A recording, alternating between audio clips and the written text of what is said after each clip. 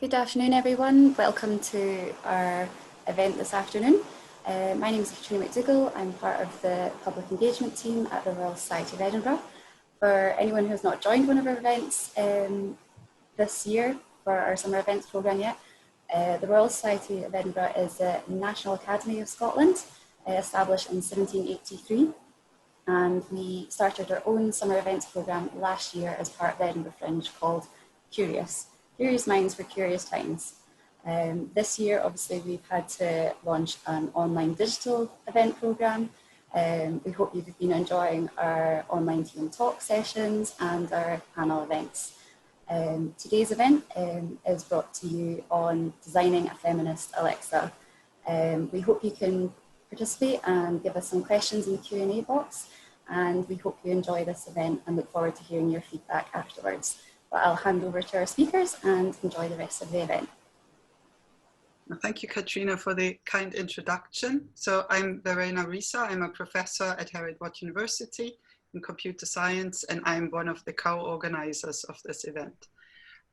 So in this talk, or in this workshop, we invite you to think about the persona of conversational assistants. So conversational assistants are technologies which have spread quite a lot over the last couple of years.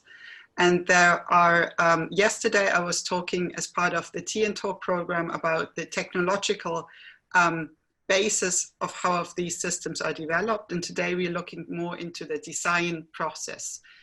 And as part of the event today, we've got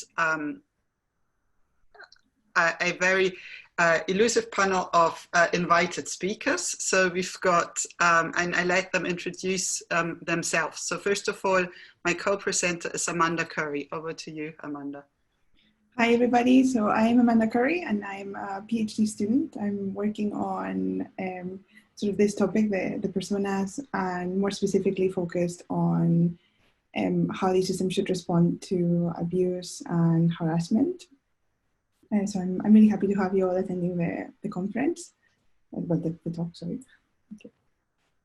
And next, I think Judy can introduce herself. Hi, I'm Judy Robertson. I'm Professor of Digital Learning at the University of Edinburgh, and I'm working with Verena and with Amanda on a research project related to this. And my interest is on how we can educate the next generation about what we would like to see in chatbots and online assistants, and also to get their input on what they would like to see as well. Hi there, my name's Fiona Linton-Forrest. I work at the BBC as a UX writer. I'm part of the team who created Beeb, which is a voice assistant that's just been launched. So I'm excited to talk about our work. Hi, and I'm Mark West. I'm an education specialist at UNESCO, the United Nations, leader of the United Nations Organization for Education, Science, and Culture. And I was the lead author of a major publication we did called I'd Blush If I Could, which is about the gendering of digital AI assistants. Great. Well, thank you very much for your introduction. So, what will happen next is that I will share my slides with you. So I give you a very brief overview of what these conversational agents actually are. And then Amanda will go into the details of what the personas of these virtual agents are. And then after we finish our presentation, we hand over to question answering. So please, while we present, type your questions you might have into the Q&A box, and we'll get back to your questions at the end of our presentation. So I hope you can all see my slides by now. So, the topic of today's talk is designing a feminist Alexa, an exercise in empathic design. So when we talk about, so Alexa is one type of conversational agents. And just to be clear, we want to be broader than just talking about Alexa in this talk. So conversational AI really includes many types of agents. So on the one hand, you've got text-based agents, so they might live in chat rooms or in Facebook Messenger or Slack. Then you've got voice-based agents, so things you can talk to. And I think the most well-known ones are Amazon Alexa, Google's Google Home, or Apple Siri. So Apple Siri actually lives on all of your Apple devices. And then you've got agents which have some degree of embodiment. So those are virtual agents, for example, who have a virtual body. And then you've got humanoid robots. So typically humanoid robots also have a voice user interface, so you can talk to them. So when we design these systems, we in general divide two types of interactions. So on the one hand, you've got task-based interactions. So here the system aims to help the user to solve a specific task or achieve a certain goal. So typically, a lot of people use their smart speakers to, play some music or set a timer. So those would be task-based interactions, and they're often also very short. And then the second type are what we call open domain or social chatbots. So those systems are supposed to be able to engage in any type of conversation. And as you can imagine, that's much more challenging to build. So we took on that challenge. So myself and my team at Harriet Watt, we entered the Amazon Alexa Prize Challenge. So this is an annual challenge by Amazon where they invite university teams to build open domain chatbots or open domain systems. And these systems are then deployed as an Amazon Alexa skill to all customers in the US. So whenever someone in the US says, "Hey Alexa, let's chat," then one of these chatbots will be selected at random. And the exciting part for the university is that we actually get all this data. So we get to see how real people interact with these systems. So it turns out, so myself and Amanda, we looked at this data, and it turns out that actually not all of this data is actually so great. Some of this data is actually quite sad because it contains a lot of abuse. So we found that between 5 and 30% of these interactions have abusive content. And this content is often directed towards the female persona of these systems. And this is, so some of you might now say, well, why do you care? Why does it matter if people abuse a virtual assistant? It's not conscious, there's no harm to be done, right? So the argument here is what we, basically where we follow the argument of the recent UNESCO report, which Mark already mentioned, so he's the author of that report, is that the underlying problem is basically that these systems are portrayed as obedient female personas. And by those personas not pushing back on the abuse, this might actually reinforce negative stereotypes. And in a moment, after I finish my presentation, Mark will be able to follow up this argument in much more detail and much better than I can do. So based on this report, we got together with a very multidisciplinary team, including Judy, who is also on this call today, who looks into digital education, and Ben Jones, who is a social psychologist, and myself, and we wanted to find out how to design better personas to hopefully eventually mitigate or prevent this abuse even from happening. So this is part of a newly funded project by the EPSRC, so that's the UK Research Council, and the BBC is one of the partners in this funded research project.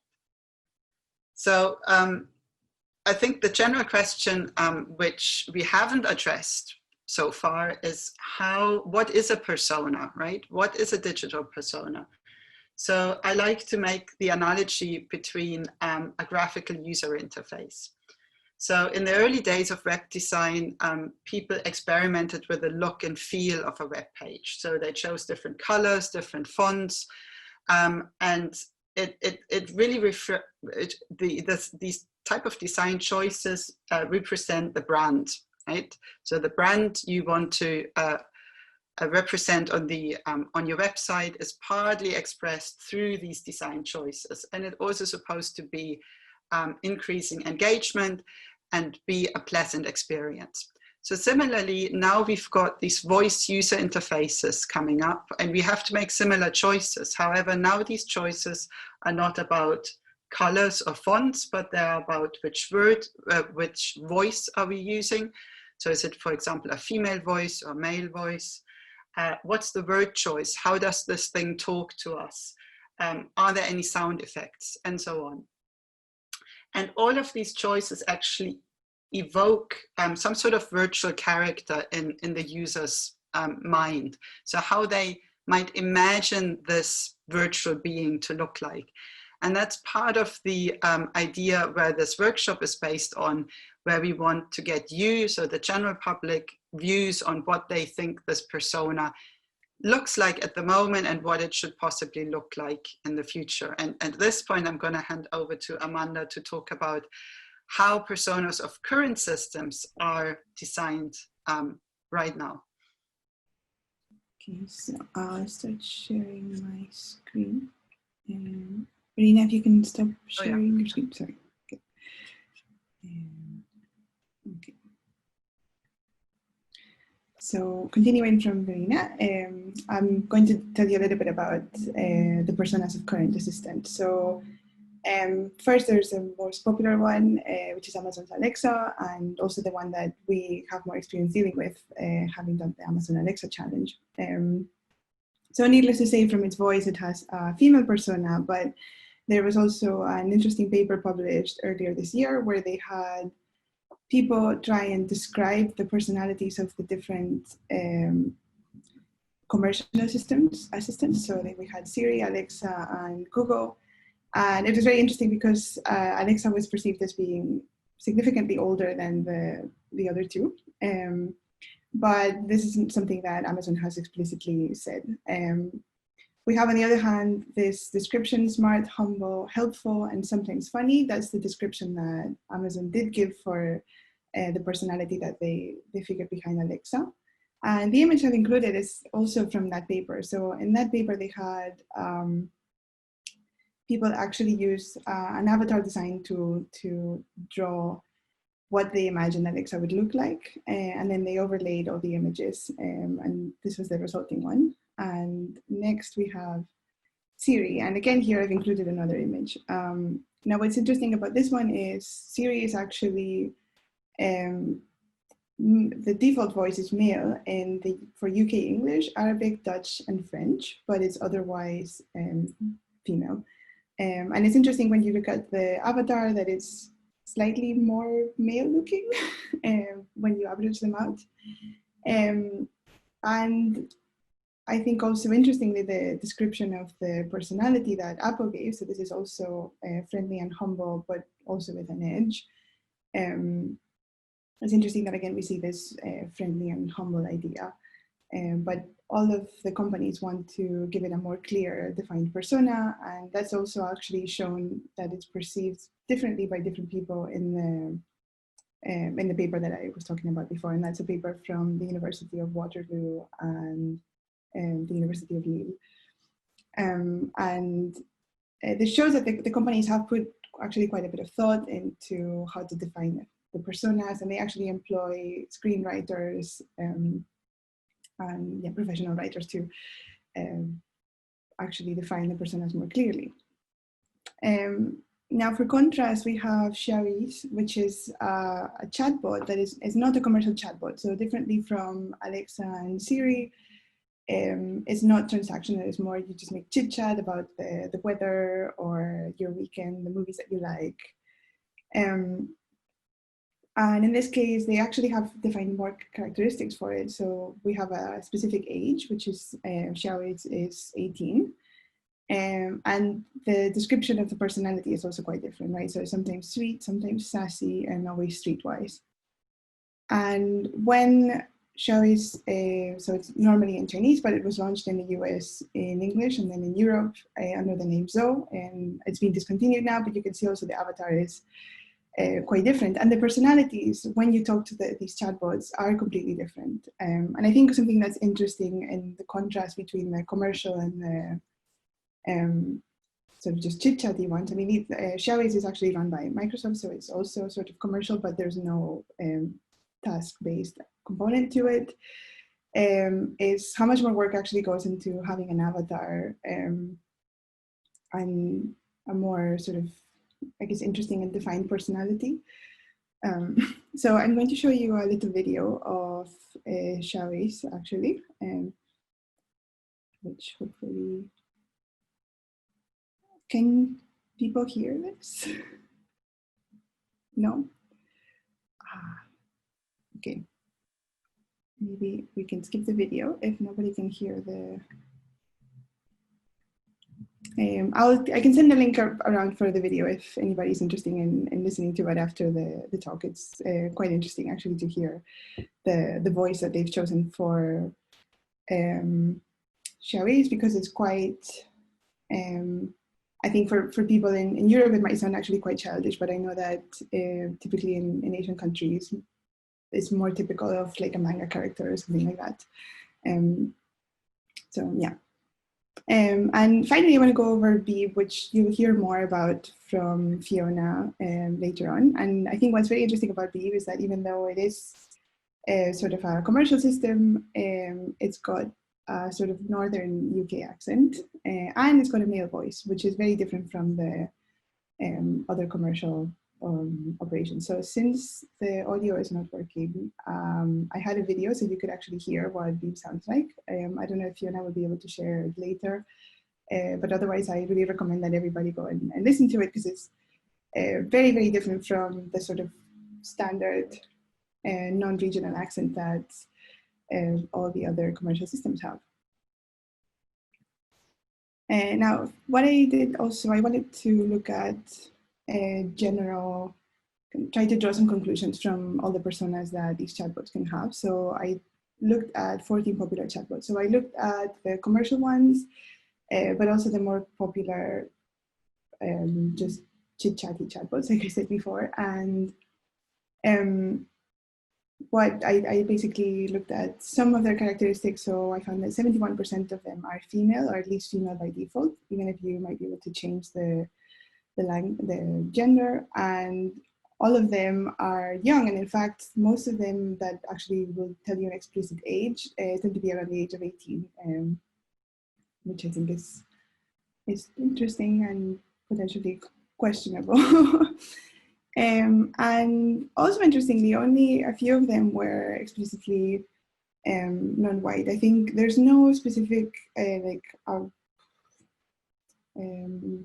a reference from Amazon or any of the big companies that say that Alexa is white, but if you can see at the avatars that we saw before, it tends to be perceived as white, and I think it's this, I guess, the way she speaks. And for me, most interestingly is whether the chatbots are human or non-human. So we need to keep in mind that this technology, they are just a chatbot, right? There's nothing inherently human about them, and so we want to give it some anthropomorphism to make them more relatable, but actually there's no need for them to be human. So one of the studies that Verena and I ran, the chatbot that was found to be most appropriate in terms of dealing with abuse was actually a cat. So we might want to think about whether we need these systems to have a human persona or not. And just to clarify that none of them are actually claiming to be human, it's just the sort of persona characteristics that we're giving them. And just a reminder that I've sent in the chat a link to a survey dealing with maybe the audience's perceived ideas of what they would like their own personal assistant to be like if they got to design it. So I'd be really grateful if you could all fill that in. I think it would be interesting then to compare that to the chatbots that exist currently. And also, if you, for the people who signed up earlier, we sent around a link so that people could fill in another questionnaire where you could draw your own picture of what you imagine the virtual character of Alexa to look like, and say some a short description about what you imagine this persona to be like, and again, what you would imagine your own ideal system to be like. So we only had a couple of submissions, but I think they were quite interesting to look through. So one of them, the picture that I have here on the top corner is a picture they submitted. So this is a black box. And the description is quite interesting, right? So they describe it as a humorless entity that's unable to experience or demonstrate any emotions. It's a disembodied machine. And this idea that it's kind of focused on data. And that's the idea that they have currently of Alexa. And the other submission talked about it being strong, rational, organized, and not about to put up with any nonsense, which is very interesting and maybe not necessarily my idea of how Alexa deals with things. But in the future impressions, here's what was interesting. So the person that saw it as a strong character still imagined that their ideal one would be the same. So strong and rational. And that this was the picture they submitted actually for both options. But the previous one actually wanted something that was funny and able to empathize and advise and something trustworthy. So you can see it's much more friend-like than the other one. So I think this kind of motivates this idea that we need to be able to design different personas, and this sort of falls in line more with the purely transactional idea and the more chit-chatty versions that we had with the Sherry's. So now, sorry, here we go. So for the rest of the workshop, we'll have a Q&A session now for a few minutes, which will be moderated by Judy, and then Mark and Fiona will tell us about their work as Verena explained earlier, and then there'll be another Q&A. So if you have any questions for Mark or Fiona, you can feel free to ask them in the Q&A section. And just another reminder to please fill in the survey, and we'll go through the results of the survey at the end of the workshop. Okay, thank you very much. Thanks, Amanda. That was really interesting.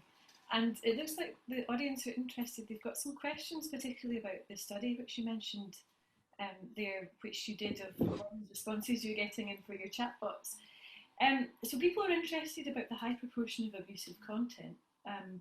And somebody's asking whether it could be because the novelty of being in a conversation with an Alexa bot, you would act in a way which you wouldn't normally behave in. So perhaps this data isn't indicative of how people would normally behave. And somebody else asked, Alison Campbell asked, which is related, are people gratuitously abusive? Or is it because is the abuse related to the bot being unhelpful in the answers they get? So are people abusive because Alexa's crap, or is there more to it than that? Yeah, maybe let me start out with a more general answer, and I think Amanda will be able to give a very specific answer because she looked at a lot of examples in the data. I think so far we don't actually know why people are abusive, and we can only speculate. So I think there's possibly some truth in it that people are bored and they are curious of the unknown other. So that's also something which people investigate in robotics research, like why do people, for example, abuse robots? And there's something to be said that Alexa or these type of systems don't have a body. They are very much mysterious. So maybe it's a way of actually finding out what this other being is, or what's on the other side. I think there's also obviously the issue of being misrecognized. The system doesn't understand what you're saying, and I think a lot of us, when using systems like that, feel impatient. And I think there is a difference between the abuse you would basically you swear at the system because it's not functioning as you want it to be, or you're abusive towards its personality. So we actually, in our research study, we differentiated these two types of abuse. And then finally, I think the final question was about, sorry, Judy, could you just repeat? There was another part to the question. Yeah, the second part from Alison was about whether people are gratuitously abusive or whether the abuse is related to the answers not being helpful. Yeah, so I think that's partly to the communication breakdown, and as I mentioned, that's a type of abuse where we actually differentiated between, frustration of something not working well and the actual sort of abuse towards the female character. And maybe, Amanda, do you want to add something, because we've been looking at a lot of this data? Yeah, I think I would agree that from looking at the data, a lot of it is people getting frustrated with the system. I think there's also more nuance to it, which is also the kind of abuse that you might get, right? So even if it's out of frustration, perhaps if it's a male system, then you'll be like, it's stupid or something.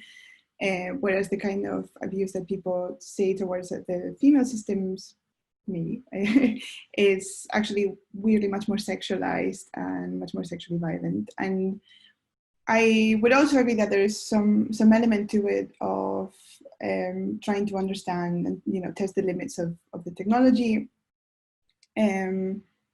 But from a lot of the conversations, the feeling I had was that people just wanted to be abusive, and some of it was people trying to get it to say something funny. But a lot of it, I wonder what kind of funny response they would have expected from that. Can I just clarify quickly, we maybe should move on, but this is a quick question. Do you know the gender breakdown of the users who are being abusive? No. From the comments, I would estimate the majority were men, but there were definitely some women as well. Okay. But just to maybe add that Amazon was very concerned, obviously, about the privacy of the customers we were talking about. So we had no information on, where this data was coming from, location. We didn't know anything about the users. We actually only got the transcripts of the conversation, so we couldn't listen to their voice. So that was very much, privacy protected.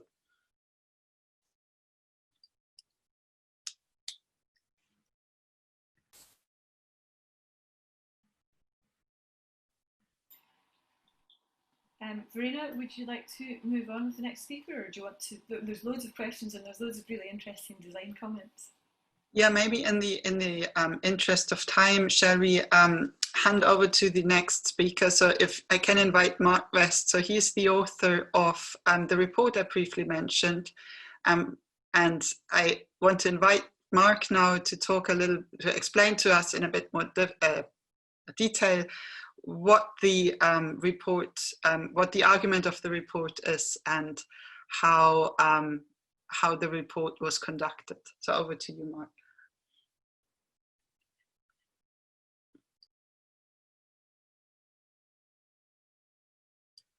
You have to unmute yourself, Mark. I think you're still on mute. Thanks for that. That helps. Thanks very much, Verena, and a pleasure having the chance to speak to all of you about an important report we did last year. The title of the report is "I'd Blush If I Could," and there was an interesting question about, why would people make abusive comments to digital assistants? And I think, Amanda, you were saying that sometimes people expect, an answer, or a sort of funny answer, and that's actually where the title of this publication came from. The title, "I'd Blush If I Could," was taken from the response that Apple's Siri voice assistant would give when users called her any number of sort of very gendered insults, from slut to, on and on to much worse. And the system would respond, "I'd blush if I could."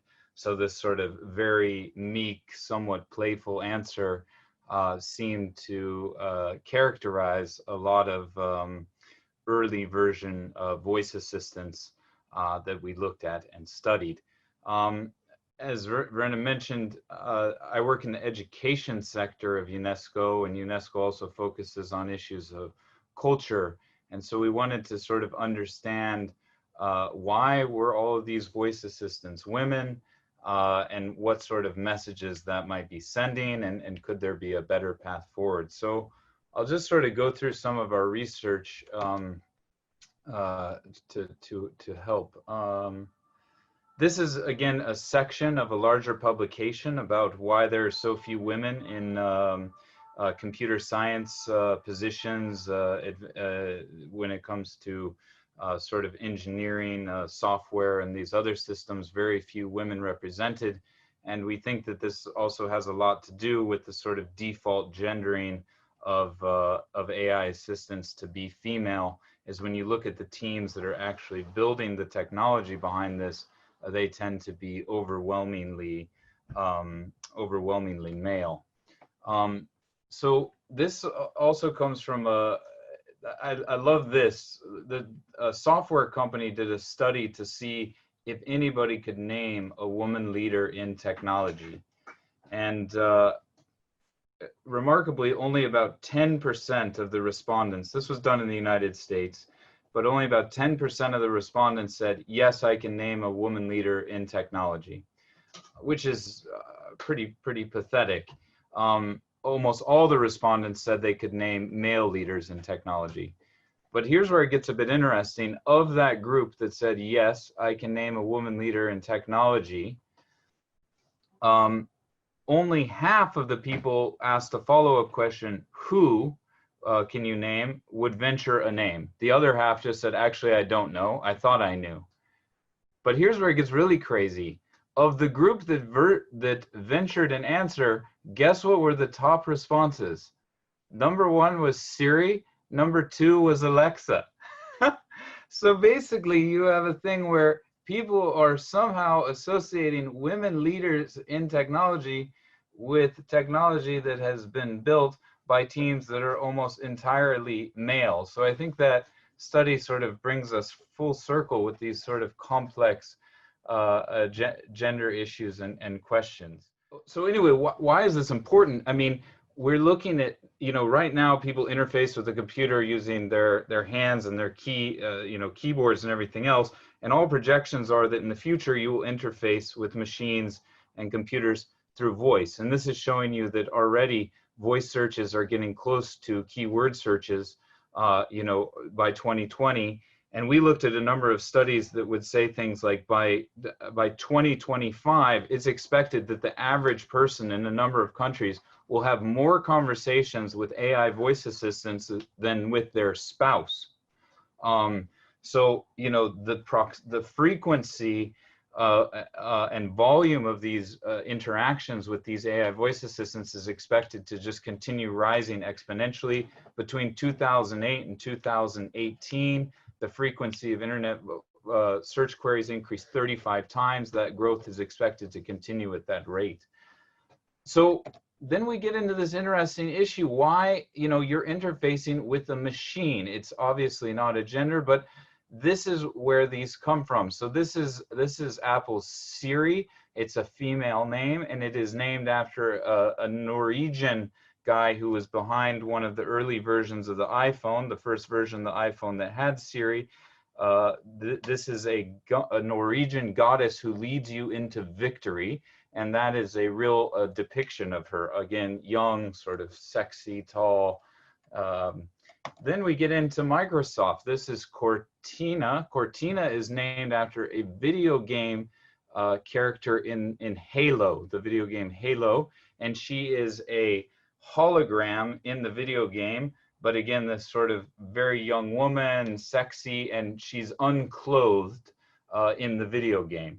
So that's Cortana. When you come to Alexa, Alexa's namesake is the ancient library of Alexandria. So it is a female name in almost all cultures, but is named after, ostensibly named after a library. And then Google Assistant is the only leading voice assistant without a clearly gendered name. It doesn't give it a sort of human name. And you can even see that Google's Assistant has sort of taken on different names. At certain times it's been called Google Home, it's been called Google Now, and now it's sort of referred to as Google Assistant. So it's been shifting, whereas these other ones have sort of kept their names. Verena and I were at a conference, or I think Verena was there, but just to show you that this, the kind of female, where this was a big conference about intelligent virtual agents, and again, we see that the virtual agent was female over there. It's a common understanding. So you get into this question, why? Why are these always projected to be females. And what's interesting is all of these tech companies go back to this book by a guy named Clifford Nass and Scott Brave. They were at Stanford University, and they were studying sort of how humans interact with machines and computers. And they claimed that people in general prefer a female voice. And that's sort of where it stops with the tech companies. People prefer a female voice. We're building a commercial product. We're here to make money. End of story. Our voice assistants are female, and that's it. We dug into this. It turns out that there's lots of research to contradict this. Many studies say that people tend to prefer the voice of the opposite sex, but even that seems to vary from culture to culture. But this sort of blanket, there's a preference for a female voice, is very problematic. Yet that hasn't stopped. Virtually all the leading voice assistants, when they were first rolled out, had only a female persona and only a female voice at the beginning, and only years later would they have the option to add a male voice, yet the name wouldn't change. So Alexa is still Alexa, but Alexa actually can't have a male voice, but Siri now in certain language markets could have a male voice. It wasn't always this way. The sort of precursor of the all-purpose virtual assistant were the car navigation systems, and those voices were uniformly male. In the 1990s, BMW rolled out a car, and they decided to change it up a little bit, and they made the assistant that gave you directions a female voice. And I'm not joking, we didn't even believe it, but BMW would give you your money back for this car because so many customers complained about taking directions from a woman. It was sort of this outrage, not a successful experiment. And so all of these voices in the early navigation systems, these commands, right? Turn left, go straight, take the third right. Those voices were male. And then you had, as AI era started going, this was the IBM's Watson. It beat the Jeopardy champions in this sort of very famous televised experience. The voice was male. Again, giving sort of concrete, definitive answers, answering facts. Voice was male. We looked at a number of surveys of AI characters from film and popular cultures. Almost all of them, beginning in the 1920s, were projected as male. This is Hal, of course, but the Terminator on down, they were mostly male. But in the past 2 decades, they have become often a female, and particularly now. We trace that change to when they became more sort of domestic assistants, when they started doing sort of subservient tasks. Hey, Siri, can you set the timer? Hey, Siri, can you turn on the lights? Hey, Alexa, can you set the music to this, right? The minute they became less sort of giving authoritative answers to giving sort of this general domestic assistance, that's when you can trace the shift to them being female. We also see, of course, in popular culture representations, voices that are also there to, you can fall in love with these things. And this is, of course, from the Spike Jonze movie, Her. So a lot of this. If you ask the tech companies what the gender of their voice assistants are, they always say they have no gender, as I think Amanda mentioned. They say they're cacti. This is one of the answers Siri would give. If you ask Siri if it was a man or a woman for years, it would say, I'm genderless like a cacti, in a female voice with a female name. So a bit of a cop-out. Apple was also at the same time running ads with Jamie Foxx and other celebrities sort of showing Siri to be this sassy female character, commenting on Jamie Foxx's appearance. These things have a lot of Easter eggs in them. They're called by the tech developers. So these are just some of the sort of most outrageously gendered ones. When you ask Alexa how much she weighs, she says, I'm weightless like a cloud. How tall are you? I'm more delight than height. Alexa, do you have a boyfriend? I'm really cool with being single. It's a bit flirtatious. It's gotten a little bit better. If you call Siri a really gendered insult now, she won't say I blush if I could, but she did for years. Again, this is not always the approach that others have taken. In China, it's very popular. This is the Alibaba voice assistant. There, they take on the character of a cat. And Amanda, you were mentioning there are fewer gender insults directed at a cat. So some of these projections have been as animals. It's only in the West that they have been sort of uniformly gendered as females. So why is this a problem? That was a question that came up from one of the people in the audience. This is just, the publication really goes in deep to this, but these are just some of the things. One is it reinforces gender biases.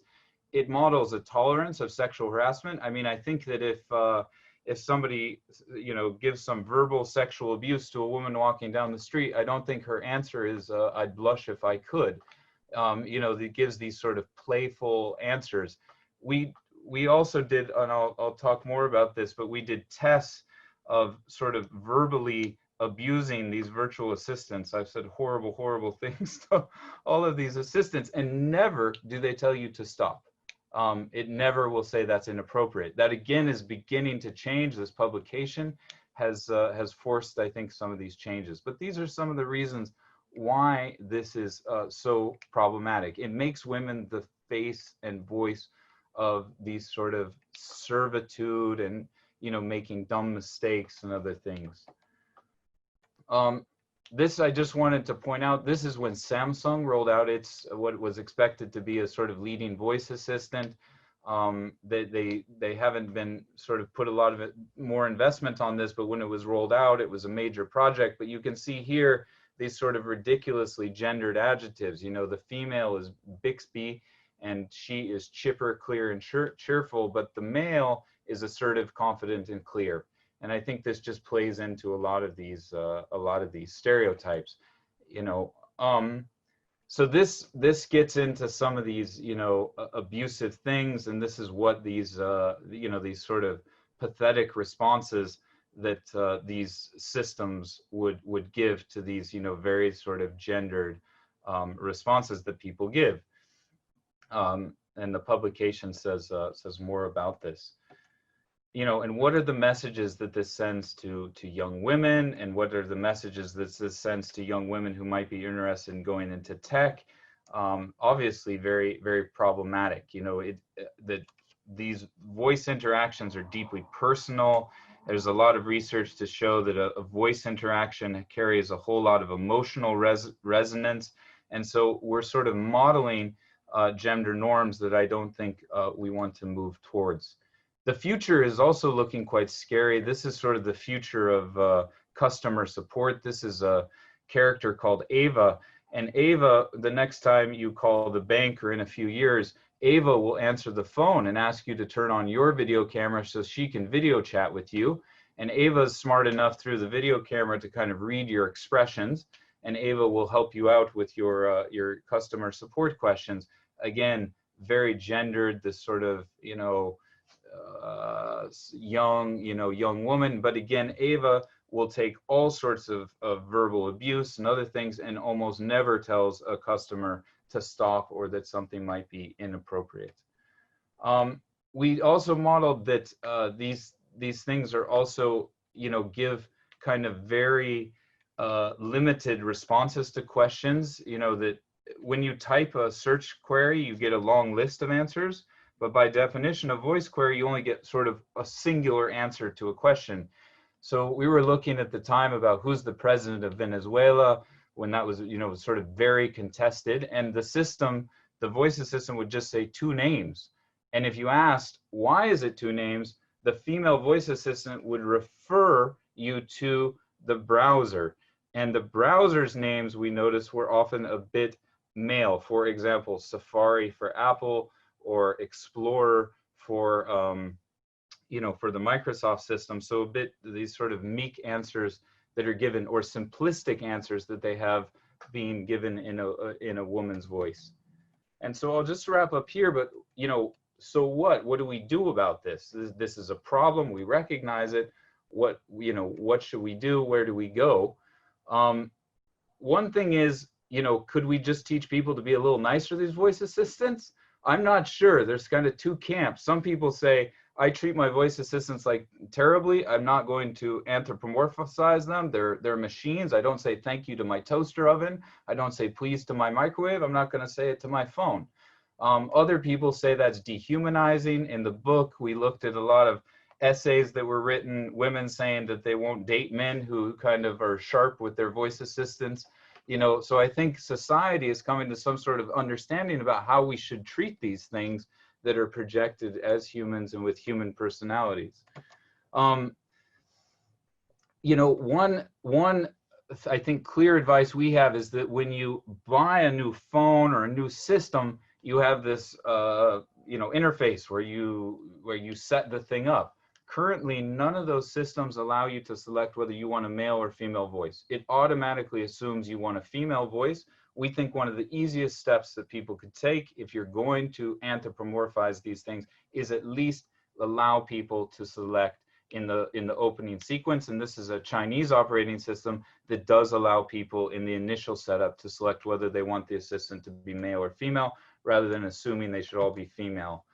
This was an interesting experience. This is a voice assistant called Q. It was really sort of a PR stunt, but Q is a genderless voice assistant. So they sort of tweaked the tone and frequency of the voice so that half of the people say it's a male, the other half say it's a female. It sounds sort of genderless. To me, it sounds like a female. To other people, but they sort of worked it out where it is a genderless voice assistant, in that some people think it's male, some people think it's female. That could possibly be a way forward, as an ambiguous voice.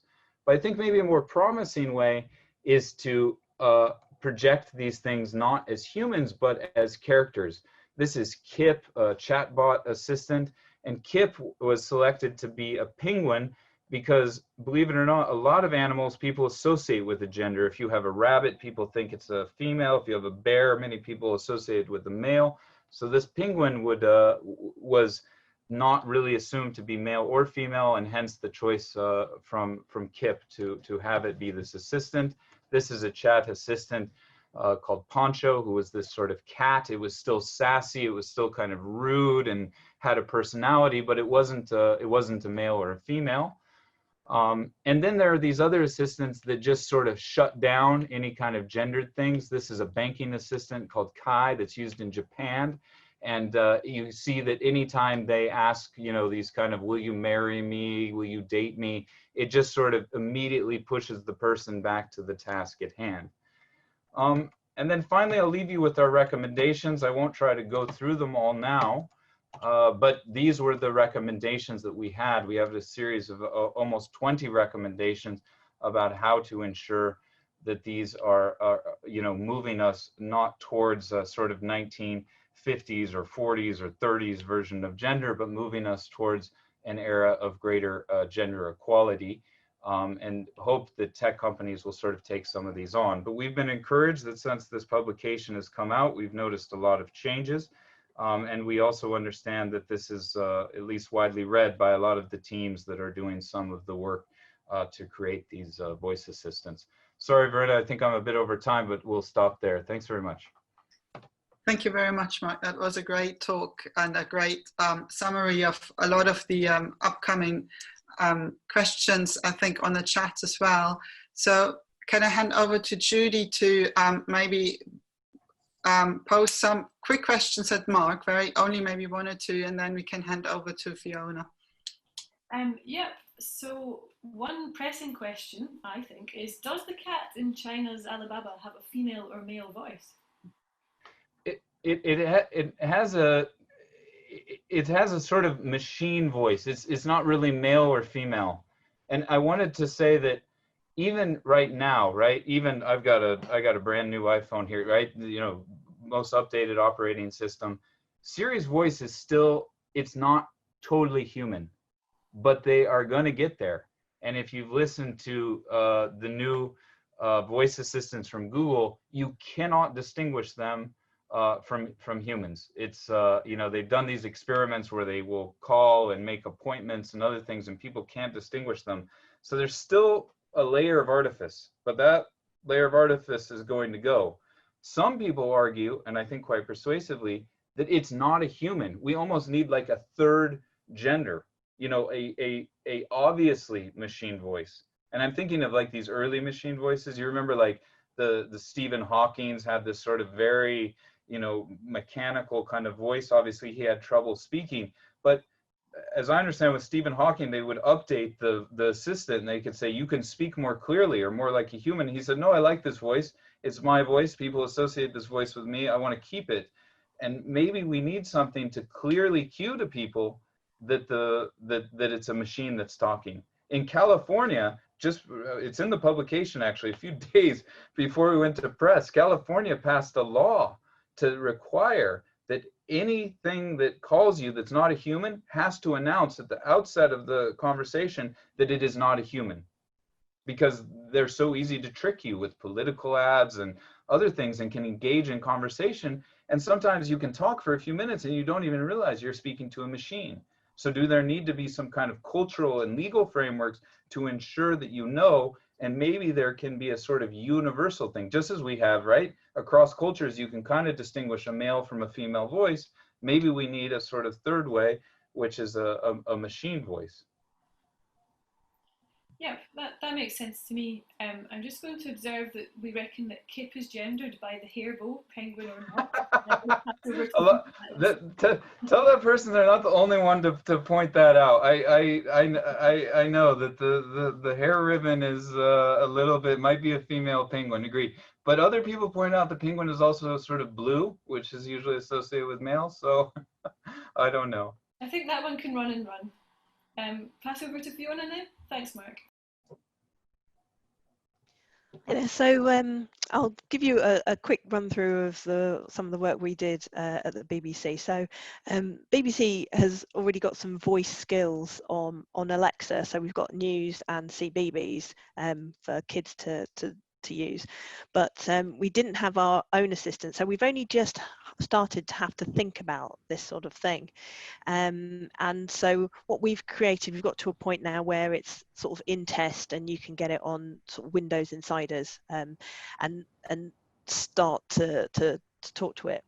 So our goal was to create the world's first public service voice assistant. So currently in the market, there's sort of commercial entities creating these things. So we're sort of using our innovative streak to try and get into this market and make sure that it's accessible for everyone and fair. So I'm part of a team who's worked on the personality of Beeb, and we've got a whole in-house team working on the tech. So over the past 2 years or so, we've been focused on trying to make it a good user experience, which involves everything really, from the name, what it sounds like, and how it interacts with you really. So a bit about the journey we've been on. So initially, we weren't sure what this Beeb would be, but we've decided that Beeb isn't the BBC, it's something that comes from the BBC. So it has the DNA of the BBC really, and which means we want it to be trusted and have some of those values that public service have. And when we started to try and create Beeb, we started with personality points, and the idea really was we wanted it to be something people wanted to talk to, would enjoy having a conversation with. So we had things like confident, warm, down to earth, those sorts of things. And from there, that led us to start working on the actual voice. And we took a couple of deliberate decisions there to step away from the sort of stuffy received pronunciation you expect from the BBC, and you know, knowing the debate about subservience, we also took a step away from a female voice, and that's also to do with where we are with the technology at the moment. So while there are some companies that are a bit further ahead, we're very much in a sort of command and control sort of space where you say one thing to it and one thing comes back, or it does one thing as a result.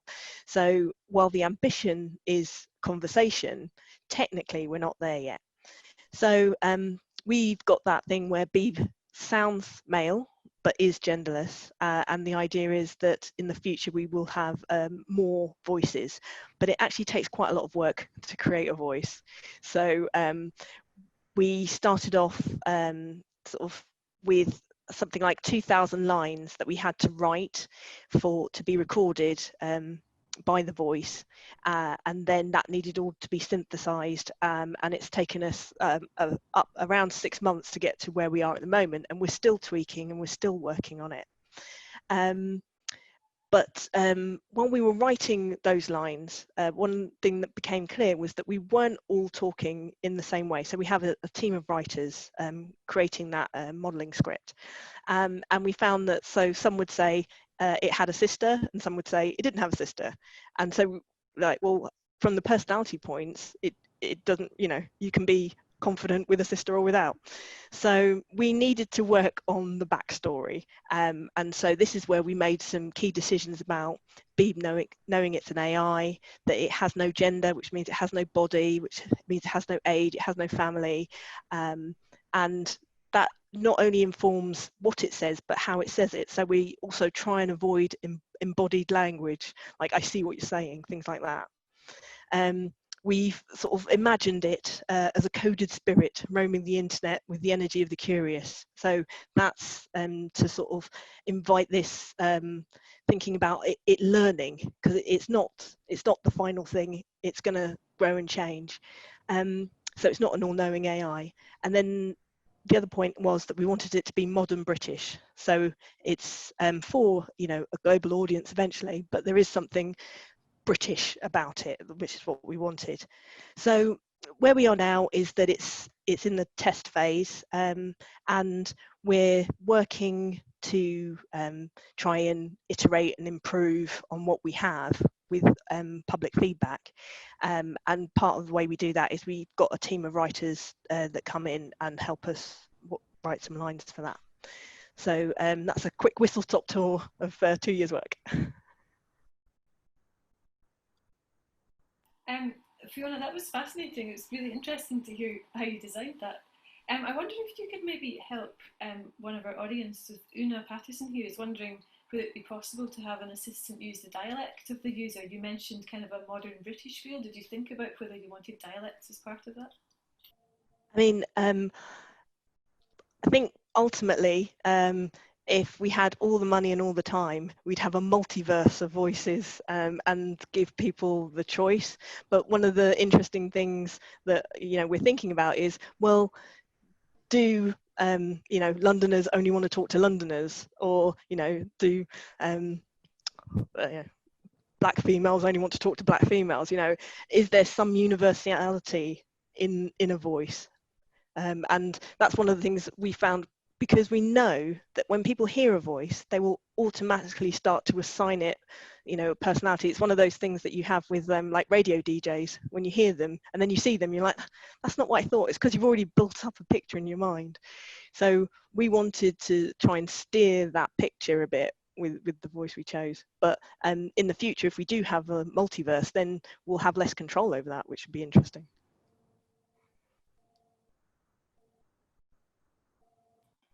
So, Verena, I'm thinking it's now just past 2 o'clock. Should we wrap up? I was just going to say, yeah, that's. I think that was a really nice way to end this this discussion with, you know, an open question: what this these personas really should look like. I think it's still unanswered. There are a lot of interesting aspects have been discussed as part of this workshop. A lot of interesting questions we got from the audience.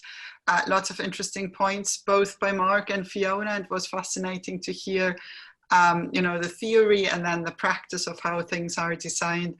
If I could remind the audience to submit their views through the questionnaire. So we just want basically a couple of points from you, what you think the sort of persona characteristics should be of a future personal assistant, or of your personal assistant.